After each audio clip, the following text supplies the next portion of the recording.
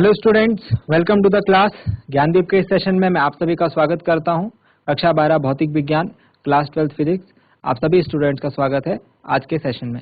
Students, मैं उम्मीद करता हूं आप सबके सब फिट, फाइन एंड हेल्दी होंगे एंड बिल्कुल रेडी होंगे क्लास के लिए। आप लोग अपना कॉपी पेन लेकर के और अपनी पोजीशन लेकर के जो भी चीजें यहाँ पर सिखाई जाती है उनको सीखने के लिए रेडी होंगे। अपनी पिछली क्लासेस में हमने बात करी थी स्टूडेंट्स चार्जेस के ऊपर, यानी वैद्युत आवेश के ऊपर। वैद्युत आवेश को हमने समझा था, क्या इसका मात्रक होता है, किस प्रकार से इसे निरूपित करते हैं, कितने प्रकार का होता है, आवेशों में आकर्षण प्रतिकर्षण कब कब होता है, सजातीय आवेश विजातीय आवेश, इन सभी चीजों को हमने समझा था। अदर वर्ड्स में बोलें तो अट्रैक्शन रिपल्शन और लाइक चार्जेस अनलाइक चार्जेस के बारे में हमने बात करी थी। इस डिस्कशन को आज हम लोग कंटिन्यू करने वाले हैं। सबसे पहले हम चार्ज और मास के बीच में डिफरेंस देखेंगे, क्योंकि मैंने आपको बताया था कि आवेश जो है किसी वस्तु का गुण है ना। जैसे किसी वस्तु के साथ आवेश भी आता है, किसी वस्तु के साथ जिस प्रकार से द्रव्यमान आता है। कोई वस्तु है तो उसका द्रव्यमान होगा ही होगा, कोई वस्तु है तो उसका मास होगा ही होगा। It is an intrinsic property, हम इसको बोलते हैं।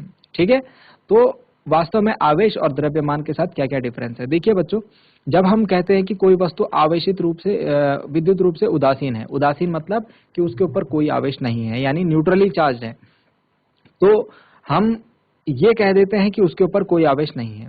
जबकि हमें कहना ये चाहिए कि उसके ऊपर आवेशों की जो मात्रा है, जो नेट आवेश है, वो शून्य है।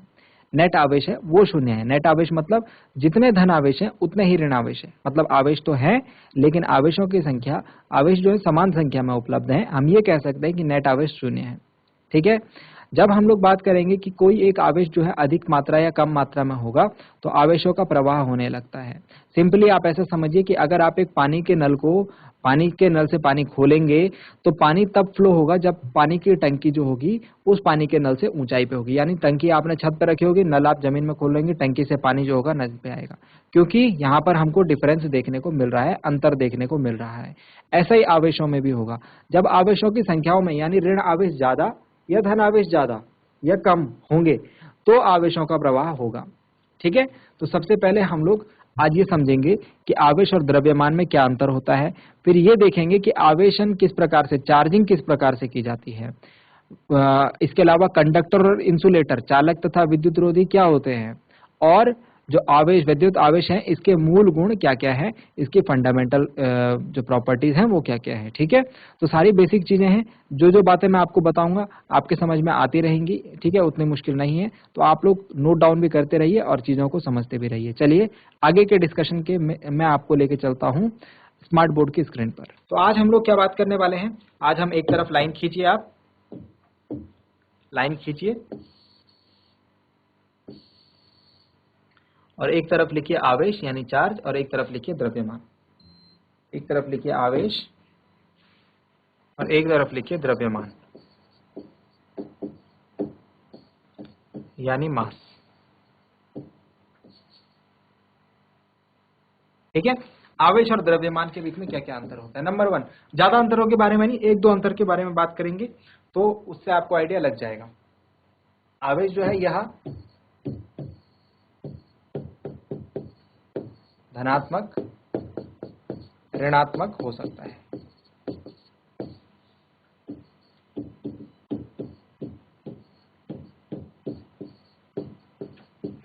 ठीक है, इट कैन बी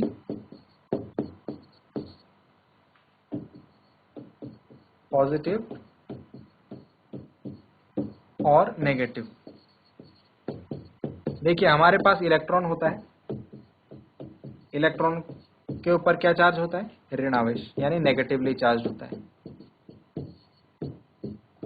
और प्रोटॉन होता है, प्रोटॉन के ऊपर धन आवेश होता है ना, पॉजिटिवली चार्ज होता है। यानी जो आवेश है, ये जो आवेश है ये धन भी हो सकते हैं ऋण भी हो सकते हैं। ठीक है, तो ऐसा द्रव्यमान की केस में पॉसिबल नहीं है। द्रव्यमान जो है सदैव धनात्मक होता है। आपने ऐसा नहीं सुना होगा किसी वस्तु का द्रव्यमान 0 है, किसी वस्तु का द्रव्यमान -1 है या -2 है। ठीक है, तो द्रव्यमान सदैव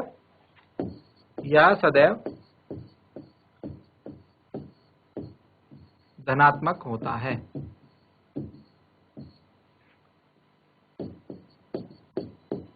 इट इज ऑलवेज पॉजिटिव। ठीक है। नेक्स्ट जो सेकंड पॉइंट है यहाँ पर, वो एक थोड़ा सा इंपॉर्टेंट और इंटरेस्टिंग पॉइंट है, पहले लिख लेता हूं। चाल से स्वतंत्र, यानी कि इंडिपेंडेंट ऑफ स्पीड, ठीक है। और इसमें लिखेंगे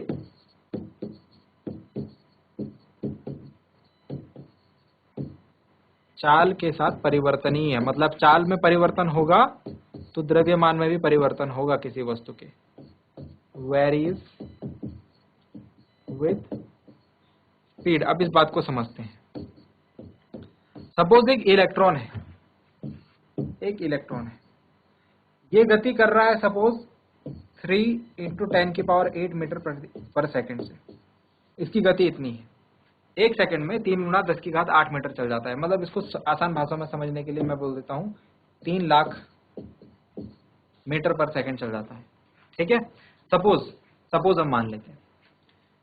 तो इलेक्ट्रॉन की चाल जो है वो 3 लाख मीटर प्रति सेकंड है, बावजूद उसके जो इलेक्ट्रॉन के ऊपर चार्ज है वो फिक्स रहेगा, वो रहेगा 1.6 × 10⁻⁻19 कूलाम।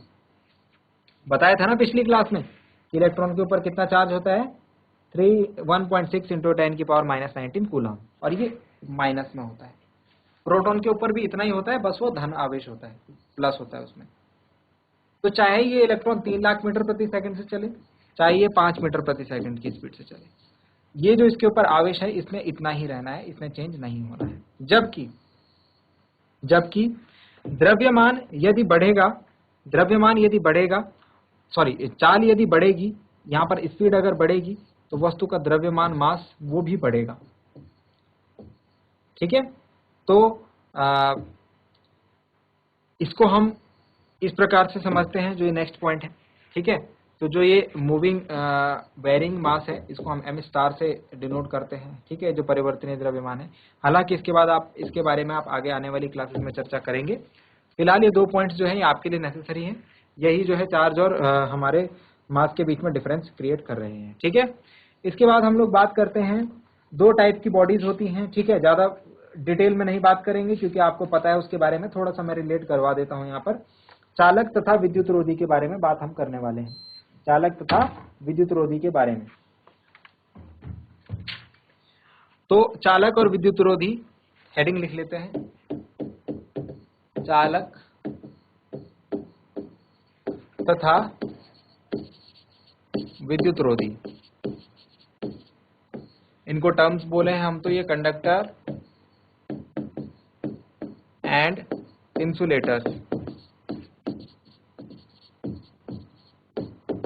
चालक और विद्युत रोधी में जो सबसे पहली बात आपको पता होगी, कंडक्टर जो होते हैं इनसे विद्युत का प्रवाह हो पाता है,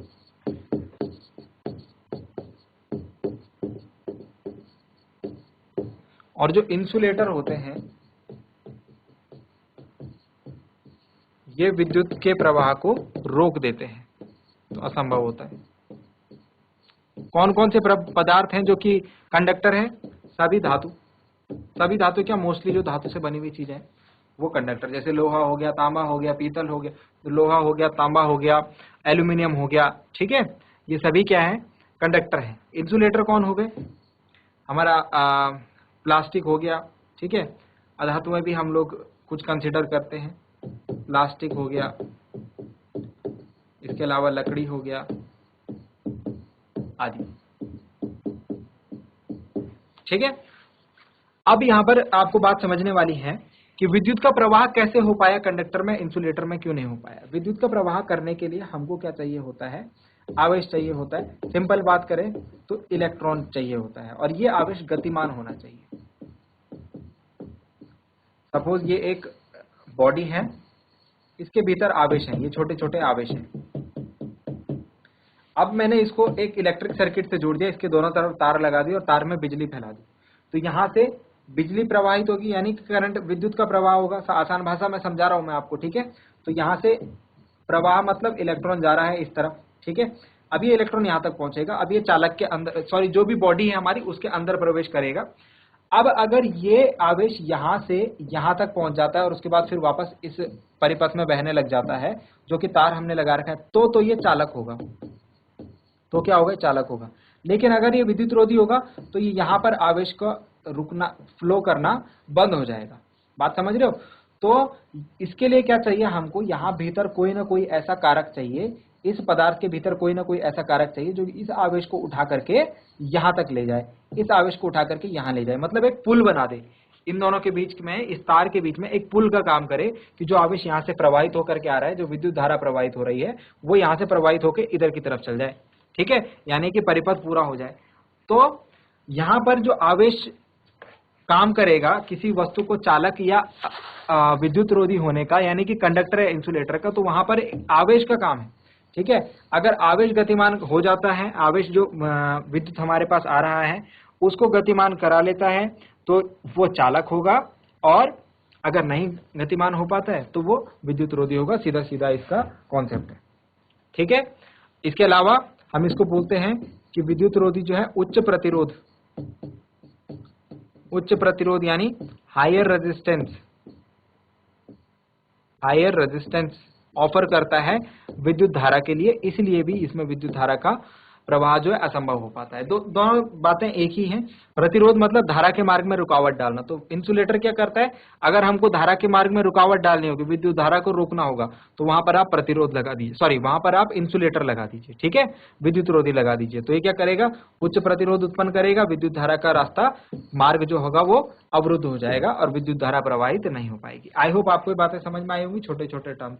चलिए नेक्स्ट टर्म पे हम बात कर रहे हैं, आवेशन। तो आवेशन के लिए हमारे पास एक विधि है, इसको हम बोलते हैं प्रेरण द्वारा आवेशन, यानी कि charging by induction. Charging by induction, charging by induction मतलब प्रेरण द्वारा आवेशन। किसी बॉडी को आवेशित करना है, किसी बॉडी को चार्ज करना है, ठीक है, तो उसके लिए हमारे पास एक विधि है प्रेरण की, यानी इंडक्शन की। इस इंडक्शन की प्रॉपर्टी में क्या होगा, इस इंडक्शन की प्रॉपर्टी में क्या होगा, सपोज हमारे पास एक बॉडी है, मान लीजिए ये एक बॉडी है और ये दूसरी बॉडी है, ठीक है, ये दोनों एक दूसरे के कांटेक्ट में रखिए, मैं इन दोनों को कांटेक्ट में रख देता हूं। ये दूसरी बॉडी है और ये दोनों एक दूसरे के कांटेक्ट में है, ठीक है। अब दोनों जो है उदासीन है, ध्यान से सुनिएगा, दोनों क्या है, उदासीन है, यानी कि दोनों के ऊपर धनावेश और ऋणावेश जो होंगे वो समान मात्रा में होंगे। दोनों के ऊपर जो धनावेश होंगे अंदर है, दोनों के अंदर बोल रहा हूं मैं, एक के ऊपर धन है एक के ऊपर ऋण है, ऐसा नहीं बोल रहा हूं, दोनों के अंदर धन भी है ऋण भी है, ठीक है, समान मात्रा में होंगे। अब मैं क्या करूंगा, जब मुझे ये बात पता है कि इनके भीतर जो आवेश है ये समान मात्रा में उपस्थित है, क्योंकि ये उदासीन है, नेट आवेश जो है वो शून्य है, तो मैं क्या करूंगा, मैं यहां बाहर से एक चालक को लेकर के आऊंगा जो कि आवेशित होगी, एक प्रकार से आवेशित होगी, ठीक है, एक ऐसा बॉडी लेके आऊंगा जो कि एक प्रकार से आवेशित, मतलब इसमें धन आवेश है, सपोज मानते हैं ये धनावेशित क्षण है, ठीक है। अब धन को देख करके मैंने क्या बताया, आवेशों के बीच में आकर्षण होता है, तो जो इस शरीर का जो नेगेटिव चार्ज है, यानी जो कि कौन सा आवेश है, जो कि ऋण आवेश है। एक मिनट में फिगर थोड़ा बड़ा बना लेता हूं आप लोगों को अच्छी अंडरस्टैंडिंग के लिए, ठीक है। तो ये रहा हमारे पास एक बॉडी और ये रही हमारे पास दूसरी बॉडी, ये दोनों एक दूसरे के संपर्क में रखी है, ठीक है, और इनके बीच में मैं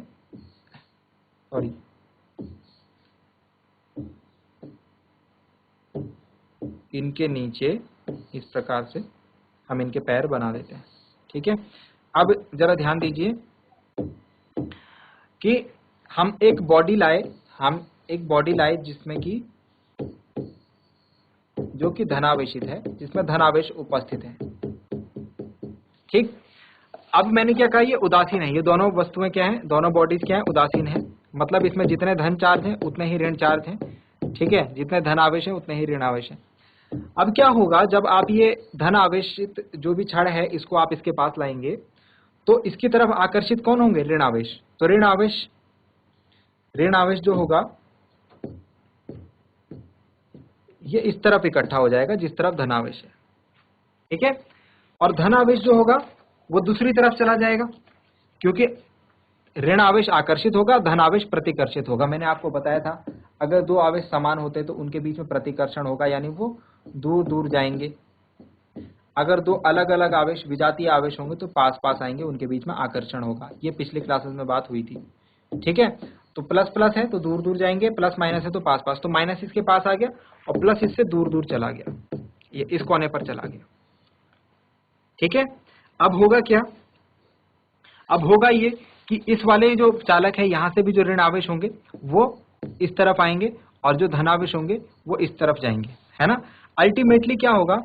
अल्टीमेटली आप ये देखेंगे कि ऋण आवेश जो हैं ये धन आवेश वाले छड़ के पास आ गए हैं और जो धन आवेश है वो ऋण आवेश वाली और धन आवेश जो है इधर शिफ्ट हो गए। जब ऐसा होगा तो हम इन दोनों को अलग अलग कर लेंगे। जब ऐसा होगा तो हम इन दोनों को अलग अलग कर लेंगे, इसको अलग और इसको अलग, ठीक है। और इनके साथ इनके आवेश भी रख लेते हैं। तो जब ऐसा हो गया, क्या हो गया? जब इसमें ऋण आवेश आ गया पूरा एक समान रूप से और जब इसमें धन आवेश आ गया पूरा एक समान रूप से, तो हमने इन दोनों को अलग अलग कर दिया। तो आपने देखा क्या हुआ? प्रेरण द्वारा, इसको बोलते हैं प्रेरण का मेथड। स्टार्टिंग में ये दोनों कैसे थे? उदासीन थे। स्टार्टिंग में कौन दोनों कैसे थे? उदासीन, मतलब जितने इनके ऊपर धनावेश थे उतने ही ऋणावेश थे। लेकिन अब क्या हो गया? ये ऋणावेशित हो गया है और ये धनावेशित हो गया है, ठीक है। एक गोला ऋणावेशित और एक गोला धनावेशित। तो ये है हमारे पास प्रेरण द्वारा आवेशन। हमने दो गोलों को अलग अलग आवेशित कर लिया है और किसकी हेल्प से? प्रेरण की। मतलब टच करा, संपर्क नहीं करा इसमें, बस उसको उसके सामने रखा, संपर्क नहीं हुआ इसमें। बस हमने क्या करा? उनको जो हम छड़ लाए थे धनावेशित उसको बस उसके सामने रखा। तो दिस इज कॉल्ड प्रेरण द्वारा आवेशन। ये बात आपके समझ में आ गई होगी, ठीक है। अब हम लोग बात करते हैं नेक्स्ट आवेशों के मूल गुण के बारे में। तो वैद्युत आवेश के मूल गुण नेक्स्ट हेडिंग डालेंगे, इसके ऊपर हम लोग चर्चा करेंगे और इसको हम थोड़ा अच्छे तरीके से समझेंगे। तो वैद्युत आवेश के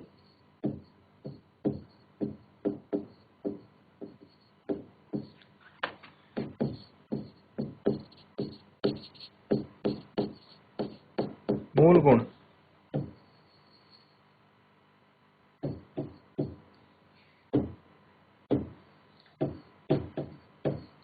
fundamental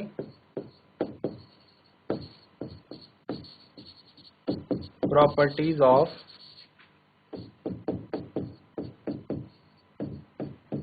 electric charge. Fundamental properties of electric charge.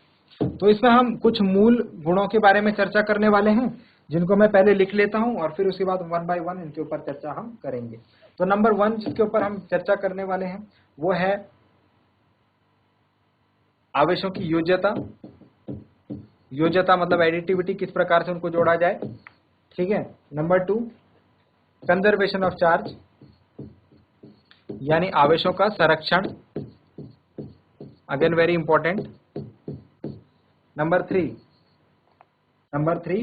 Quantization of charge. Quantization of charge यानी कि आवेशों का क्वांटमीकरण।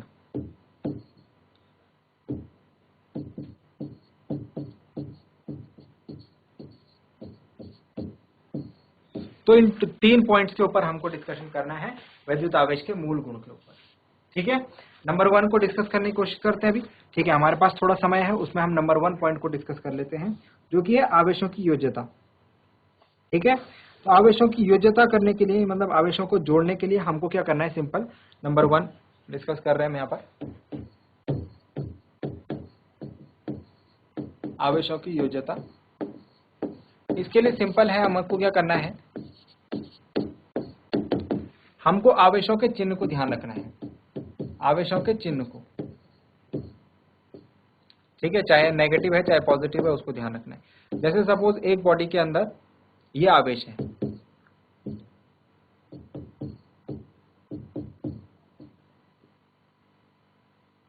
ठीक है। तो नेट आवेश कैसे निकालेंगे? इसका नेट आवेश देखिए कैसे निकालेंगे, नेट चार्ज कैसे निकालेंगे, नेट आवेश या नेट चार्ज कैसे निकालेंगे, इन सबको इनके चिन्हों के साथ लिखेंगे। -6 coulomb plus -3 coulomb plus, sorry +3 था नहीं, +3 coulomb plus +2 coulomb plus -5 coulomb, और इनको जोड़ देंगे।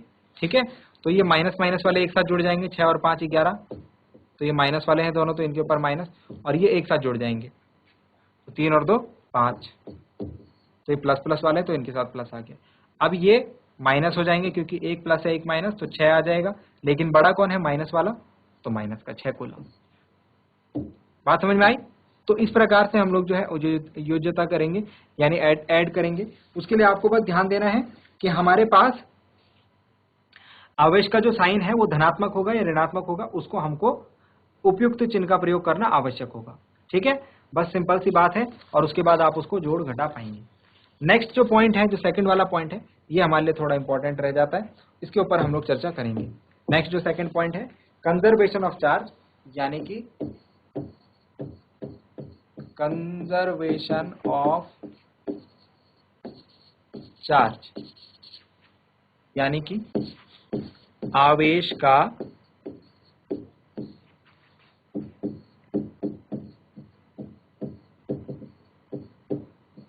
संरक्षण। कंजर्वेशन ऑफ चार्ज यानी आवेश का संरक्षण। तो इससे रिलेटेड आपको 2-4 इंपॉर्टेंट बातें जो कि संरक्षण के नियम में होती ही हैं, वो पता होनी चाहिए। जैसे कि जब कोई संरक्षण नियम हम पढ़ते हैं, जब कोई संरक्षण हम नियम पढ़ते हैं, तो हमें ये पता है कि उसमें कोई चीज जो है वो संरक्षित रहने वाली है, या फिर किसी चीज को ना तो उत्पन्न किया जा सकता है ना कि नष्ट किया जा सकता है, बस एक रूप से दूसरे रूप में बदला जा सकता है। ठीक है, तो संरक्षण नियम जितने भी आपने पढ़े उनकी परिभाषा जो है कुछ इसी प्रकार की होती है। तो यहाँ पर कंजर्वेशन ऑफ चार्ज है, यानी आवेश का संरक्षण है, तो आवेश को ना तो उत्पन्न किया जा सकता है ना तो नष्ट किया जा सकता है, बस एक रूप से दूसरे रूप में स्थानांतरित, एक शरीर से दूसरे शरीर में स्थानांतरित किया जा सकता है। तो स्टूडेंट्स, आज की क्लास में हमने क्या सीखा, हमने काफी कुछ चीजें सीखी। हमने आज चालक और विद्युत रोधी, कंडक्टर एंड इंसुलेटर के बारे में सीखा। हम लोग अभी सीख रहे हैं वैद्युत आवेश के मूल गुण के बारे में। ठीक है, इसके अलावा चार्जिंग बाय इंडक्शन यानी प्रेरण द्वारा किसी वस्तु को कैसे आवेशित करना होता है, धन आवेशित या ऋण आवेशित, वो हमने सीखा। ठीक है, अगली क्लास में हम लोग बात करेंगे, हम लोग लिखेंगे कंजर्वेशन ऑफ चार्ज यानी आवेशों का संरक्षण क्या होता है। इसके अनुसार मैंने आपको बताया, चार्ज को, किसी आवेश को ना तो आप उत्पन्न कर सकते हैं अपनी मर्जी से, ना उसको नष्ट कर सकते हैं, बस उसका एक शरीर से दूसरे शरीर में स्थानांतरण कर सकते हैं।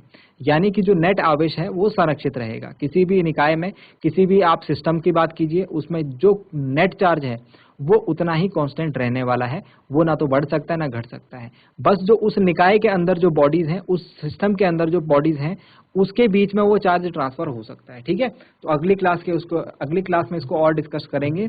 आज के लिए इतना ही। मैं उम्मीद करता हूं कि आपको आज जो बातें बताई गई बच्चों वो इंटरेस्टिंग लगी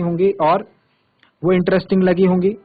तो स्टूडेंट्स, आज के लिए इतना ही। मैं उम्मीद करता हूं आपको आज जो बातें बताई गई इंटरेस्टिंग लगी होंगी और समझ में आई होंगी। अगली क्लास में हम लोग मिलते हैं एक नए और इंटरेस्टिंग टॉपिक के साथ।